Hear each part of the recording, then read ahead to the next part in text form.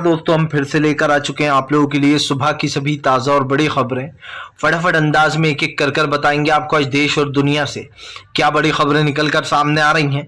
लेकिन उससे पहले दोस्तों एक नज़र डालेंगे सुर्खियों पर। आपको बताते चले दोस्तों, अतीक अहमद की हत्या के बाद राहुल गांधी भड़के, बोले देश में लोकतंत्र की हत्या की जा रही है, कानून के मुताबिक नहीं बल्कि अब सरकारों के मुताबिक चलेगा देश।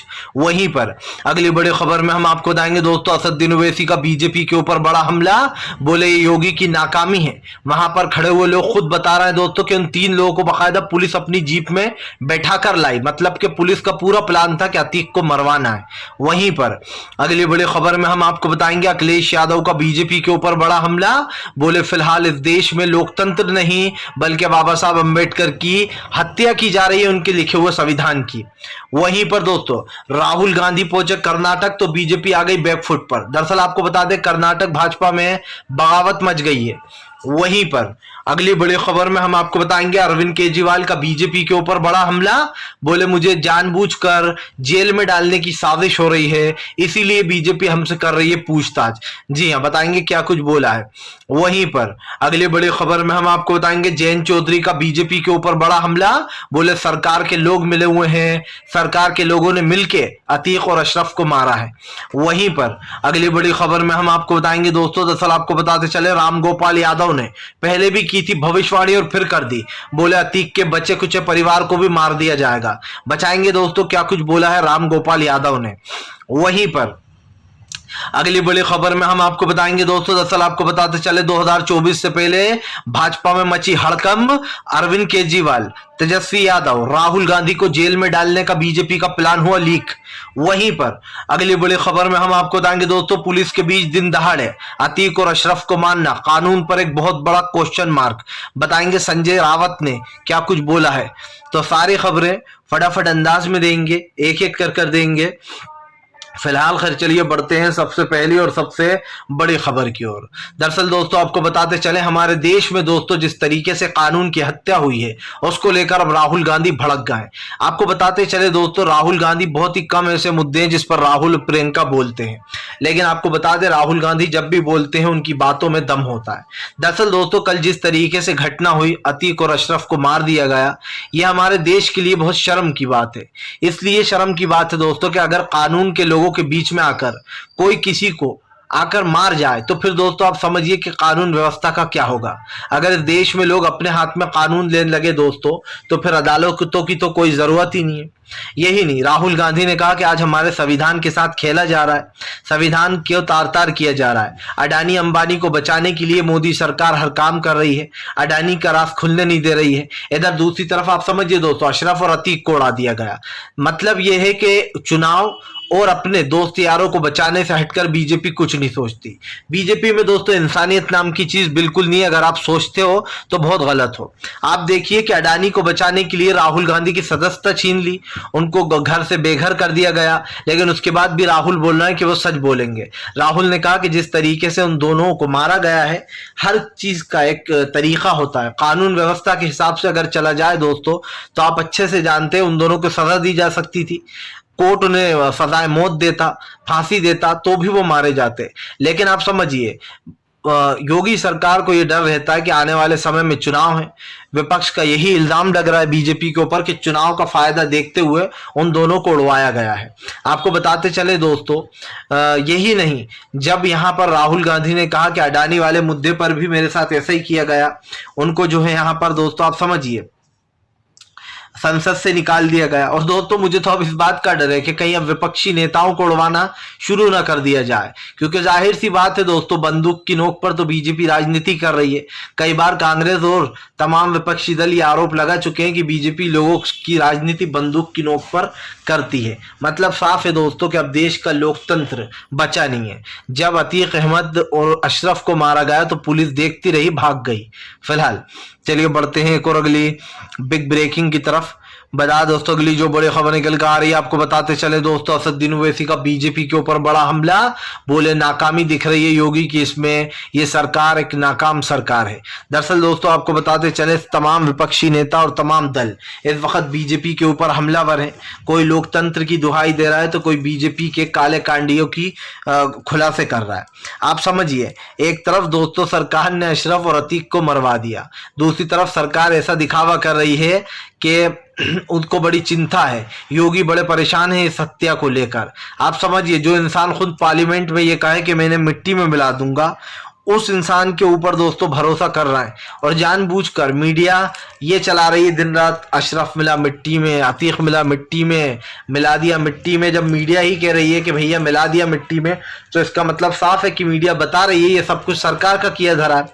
ओवैसी ने कहा कि मैंने एक वीडियो देखा, उस वीडियो में साफ वो लोग कह रहे हैं कि ये जो 3 आरोपी हैं दोस्तों, ये तीनों आरोपी पुलिस की जीप से उतरे और जीप से उतरने के बाद इनके गले में मीडिया का कार्ड डला था, एक डमी इनके पास कैमरा था और डमी माइक था, यानी कि नकली माइक था और नकली ही कैमरा था। और अचानक से वो लोग जाकर मीडिया में घुल मिल गए। यही नहीं दोस्तों, उन लोगों ने अतीक की खोपड़ी पे बिल्कुल पास से निशाना लगाया। मान लीजिए कोई आपके मुंह के नजदीक आके हो, घुस गया हो, इतने पास से अतीक की कनपटी पर गन रखी और उड़ा दिया। उसके बाद अशरफ को भी उस 3 सेकंड के अंदर अंदर उड़ा दिया गया। दोनों भाई वहीं पर दोस्तों 2 सेकंड के अंदर गिर गए। यही नहीं दोस्तों, अतीक और अशरफ जिस तरीके से इनका इनकाउंटर हुआ दोस्तों, वहां पर पूरी मीडिया मौजूद था, लेकिन मीडिया दोस्तों वही अपनी नंगागिरी दिखाती रही और अपने चैनल की टीआरपी बढ़ाने के लिए बस ये करती रही कि इन दोनों को गोली मार दी। सवाल ये उठ रहा है दोस्तों कि वो लड़के ज्यादा उम्र के नहीं है। अगर देखा जाए दोस्तों तो उनकी उम्र 20 साल, 19 साल, 22 साल। आपको बता दें, इसमें से एक जो लोकेश शर्मा है, इसका जो कनेक्शन है दोस्तों बजरंग दल से है। इसके फोटो पर कई फोटो डले हुए बीजेपी के और ये अपने आप को बजरंग दल का कार्यकर्ता भी बताता है। मतलब साफ है दोस्तों, बीजेपी का आदमी। विश्व हिंदू परिषद, बजरंग दल के जितने भी कार्यकर्ता है वो बीजेपी से कनेक्ट रहते हैं। यही नहीं, अगर दोस्तों इनकाउंटर से ही न्याय होने लगा तो फिर तो जुनैद और नासिर के हत्यारों का भी इनकाउंटर करना चाहिए। जिन लोग ने बिल्किस के 5-10 घर वालों को मार दिया, बिल्किस का रेप कर दिया, उनका भी इनकाउंटर होना चाहिए, पर उनका नहीं होगा। फिलहाल चलिए बढ़ते हैं एक और अगली बिग ब्रेकिंग की तरफ। बता दोस्तों अगली जो बड़ी खबर निकल कर आ रही है, अरविंद केजरीवाल का बीजेपी के ऊपर बड़ा हमला।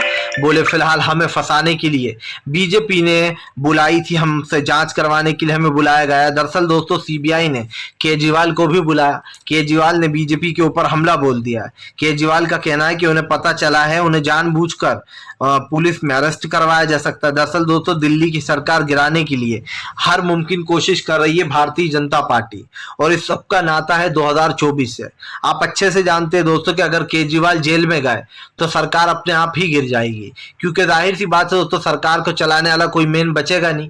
बीजेपी तमाम आम आदमी पार्टी के नेताओं को खरीद लेगी, और दोस्तों जब आम आदमी पार्टी के नेताओं को खरीद ही लेगी बीजेपी, तो फिर विपक्षी एकता का कोई मतलब भी नहीं रह जाएगा।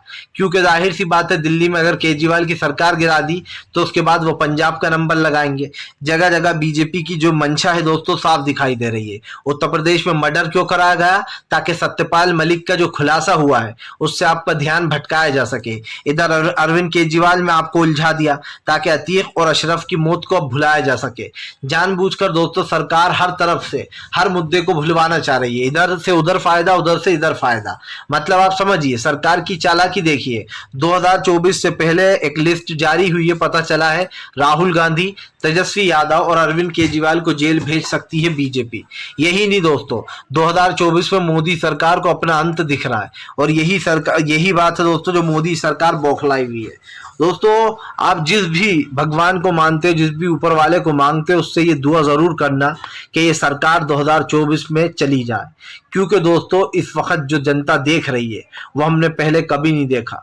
इतना तकलीफ आप देखिए कि केजरीवाल कल तक बीजेपी के साथ थे, हर मुद्दे में साथ दिया करते थे, लेकिन केजरीवाल को भी बीजेपी ने डस लिया।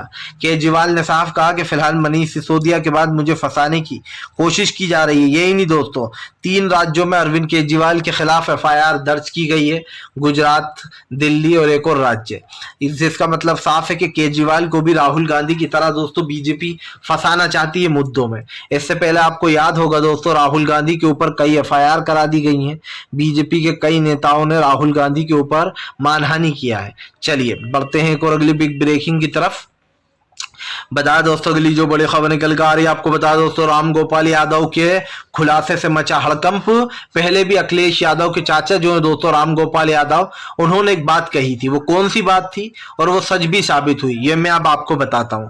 दरअसल अब से लगभग 8-10 दिन पहले राम गोपाल यादव ने एक बात कही थी। उन्होंने कहा था कि देख लेना, अतीक अहमद के 2 बेटों में से एक को मार देगी उत्तर प्रदेश की पुलिस और फर्जी इनकाउंटर का उसमें बहाना ले लिया जाएगा। आपको बता दें दोस्तों, वैसा ही हुआ जैसा राम गोपाल यादव ने कहा था।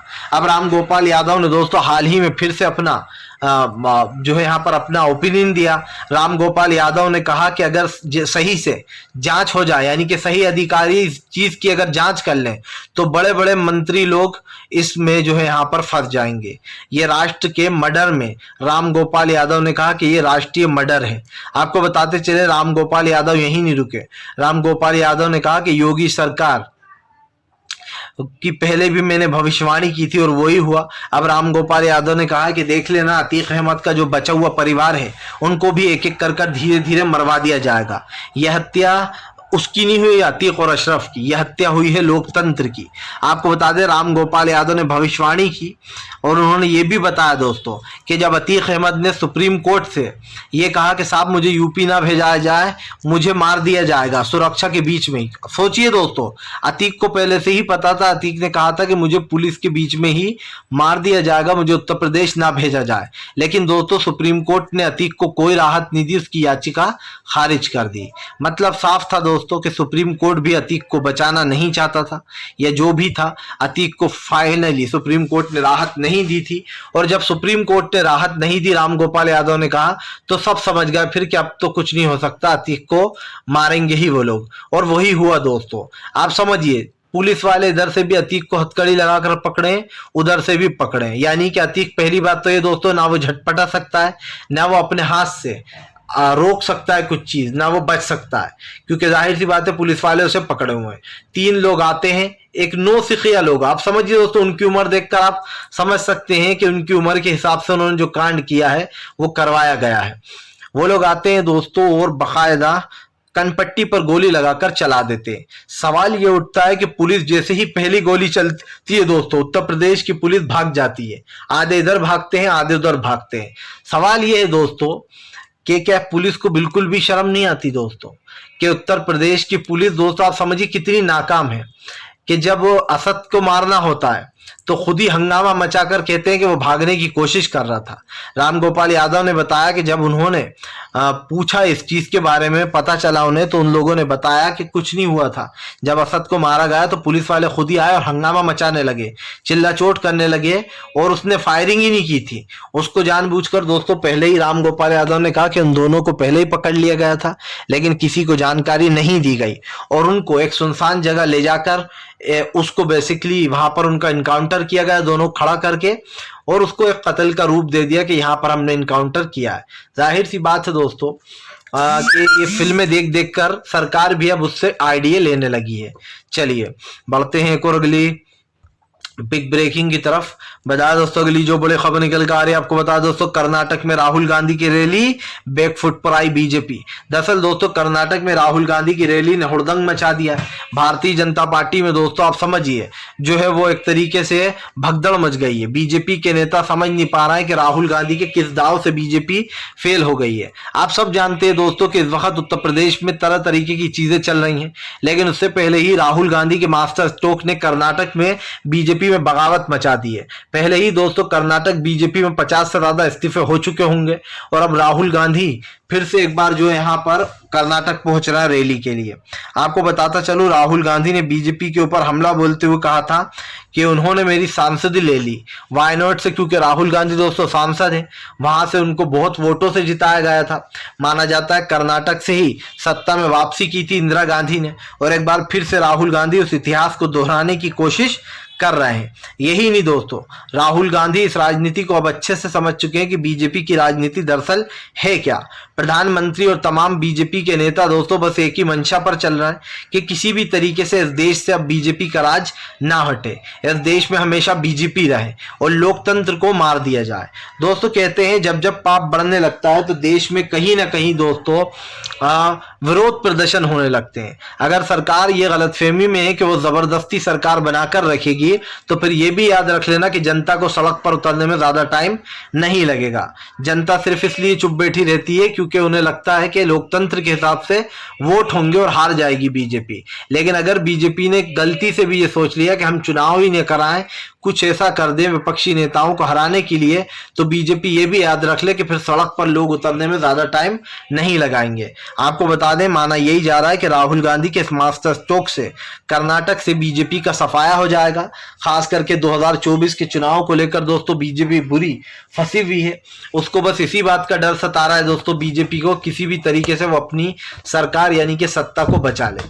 और यकीन मानिए दोस्तों बीजेपी की मंशा ही है, वो किसी भी हाल में अपनी सत्ता को जाने नहीं देना चाहती। पर भारतीय जनता पार्टी ये ना भूले कि इस देश की जनता ने दोस्तों कई जो है यहाँ पर हौसले दिए हैं और इस देश की जनता आज भी वही जनता है दोस्तों जो कहीं ना कहीं सरकार के ऊपर कल भी भारी थी और आज भी भारी है और शायद हमेशा रहेगी। भारतीय जनता पार्टी की नीतियां जो है वो आपके और हमारे समझ में आ चुकी हैं। देश किस परिस्थितियों से गुजर रहा है दोस्तों ये बताना आपको जरूरी नहीं है, आप भी समझते हैं कि देश में चल क्या रहा है। चलिए बढ़ते हैं एक और अगली बिग ब्रेकिंग की तरफ। बता दोस्तों अगली जो बड़ी खबर निकल कर आ रही है, आपको बता दोस्तों 2024 से पहले तेजस्वी यादव, राहुल गांधी और आपको बताते चले अरविंद केजरीवाल को जेल भेजने की बीजेपी की प्लानिंग हुई लीक। दरअसल दोस्तों आपको बताते चले माना जा रहा है 2024 से पहले बीजेपी केजरीवाल, राहुल गांधी और जो है यहाँ पर तेजस्वी यादव को सीबीआई यानी कि जेल भिजवा सकती है। दरअसल दोस्तों आप सब जानते हैं कि भारतीय जनता पार्टी किस तरीके से बैकफुट पर है और बीजेपी को एक डर सता रहा है कि अगर 2024 में चुनाव हारे तो हमारे वो तमाम काले चिट्ठे खुल जाएंगे जो हमने दबा कर रखे हुए हैं। जाहिर सी बात है 2014 से दोस्तों नफरत फैला रही बीजेपी, 2014 से करप्शन फैला रही बीजेपी की पोल खुल जाएगी और ये बीजेपी दोस्तों हरगिज नहीं चाहती। आप अच्छे से जानते हो दोस्तों कि भारतीय जनता पार्टी के जो नेता है वो पूरी तरीके से एक चीज कर चुके हैं कि देश में दोस्तों किसी तरीके से नफरत को बढ़ाया जाए। लेकिन आप एक चीज नहीं जानते दोस्तों, भारतीय जनता पार्टी की जो एक असली पहचान है या फिर जो उसका एक असली चेहरा वो जनता के सामने आ ही जाता है। बीजेपी ने कई बार दोस्तों ये कहने की कोशिश की है कि वो जनता के साथ है, वो लोकतंत्र के साथ है, लेकिन बीजेपी हर बार ये साबित कर देती है कि वो लोकतंत्र विरोधी है। आप समझिए अगर लोगों को खुद ही मारने लगे, लोग खुद ही जो है सरकारें मारने लगी, तो ऐसे तो दुनिया में सारे लोग, आम जनता भी अगर वोट नहीं देगी तो कल को उसको भी ये लोग मारने लगेंगे, तो फिर तो कानून की कोई जरूरत ही नहीं है। मैं कहता हूं दोस्तों कि सुप्रीम कोर्ट इसमें आप समझिए हस्तक्षेप क्यों नहीं करता है। सुप्रीम कोर्ट कहता है कि हम सीबीआई पर कानून नहीं बना सकते, आम जनता की तरह ही प्रक्रिया से आपको गुजरना होगा। लेकिन सवाल वही दोस्तों, सुप्रीम कोर्ट ने अगर अतीक अहमद को सुरक्षा दे दी होती या उस पर रोक लगा दी होती तो अभी अतीक और अशरफ दोनों जिंदा होते। लेकिन उन दोनों की मौत पर दोस्तों कहीं ना कहीं लोगों का गुस्सा फूट रहा है, संविधान पर सवाल उठ रहे हैं। ह्यूमन राइट्स भी ये कहता है दोस्तों कि आप किसी को मार नहीं सकते हो, आप उसे सजा दिला सकते हो, लेकिन मारने का हक आपका नहीं है। फिलहाल अब तेजस्वी, राहुल और जो है यहाँ पर केजरीवाल, इनका क्या है दोस्तों ये तो दुनिया देख ही रही है। लेकिन राहुल गांधी को बीजेपी जेल भेजने की गलती करेगी क्या, ये मुझे नहीं लगता है दोस्तों। बढ़ते हैं एक और अगली बिग ब्रेकिंग की तरफ। बता दोस्तों अगली जो बड़ी खबर निकल कर आ रही है, प्रियंका गांधी का केंद्र सरकार के ऊपर बड़ा हमला, बोले दिन दहाड़े किसी को मार देना ये लोकतंत्र के खिलाफ है। प्रियंका गांधी ने एक ट्वीट किया। प्रियंका गांधी ने उस ट्वीट पर कल लिखा दोस्तों, न्याय प्रक्रिया से खिलवाड़, हमारे देश का कानून संविधान में लिखा गया है, ये कानून सर्वोत्तम है, पर अपराधियों को कड़ी से कड़ी सजा मिलनी चाहिए, मगर देश के कानून के तहत होनी चाहिए। किसी भी सियासी मकसद के कानून के राज और न्याय प्रक्रिया से खिलवाड़ करना या उसका उल्लंघन करना हमारे लोकतंत्र के लिए सही नहीं है। बेसिकली वो ये कह रही हैं कि ये जो करवाया गया है दोस्तों, ये राजनीतिक फायदे के लिए करवाया गया है, क्योंकि उत्तर प्रदेश में उपचुनाव है। प्रियंका गांधी ने बातों ही बातों में साफ कह दिया कि ये न्याय के साथ खिलवाड़ हो रहा है। अगर सभी ऐसा करने लगे तो हर राज्य की पुलिस दोस्तों अपराधियों को मारने लगेगी और फिर सवालों के घेरे में भी आने लगेगी। वीडियो अच्छा लगे तो लाइक करिए, चैनल पर पहली बार आए सब्सक्राइब करिए ताकि ऐसे